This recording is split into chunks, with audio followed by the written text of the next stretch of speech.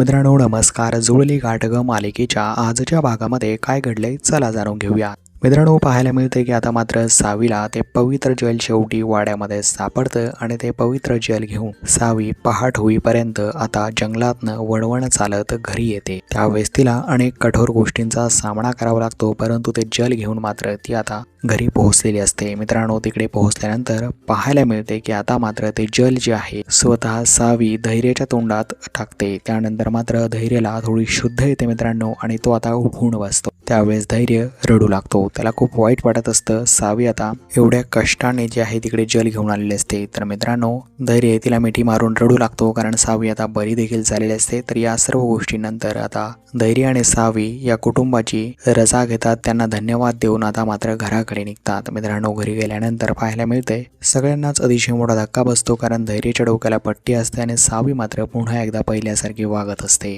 इराला तर अतिशय मोठा धक्का बसलेला असतो. इराला समजतच नाही की काय चालू आहे आणि सावी अचानक बरी तरी कशी झाली. तर दामिनीला देखील अतिशय मोठं टेन्शन येतं मित्रांनो. तर येणाऱ्या पुढील भागामध्ये सर्वांना ही स्टोरी जी आहे ती सावी स्वतः समजून सांगणार आहे की मी बरी कशी झाले. तर धैर्याला मात्र आता कंप्लीट बेड रेस्ट आहे मित्रांनो. तर पुढील भागामध्ये नक्की काय होतंय पाहणे इंटरेस्टिंग असणार आहे. जुळली गाठ ग मालिका नवीन जबरदस्त वळणावरती आली आहे, त्यामुळे तुम्ही चॅनलला अवश्य सबस्क्राईब करा आणि बेल आयकॉन दाबायला विसरू नका मित्रांनो.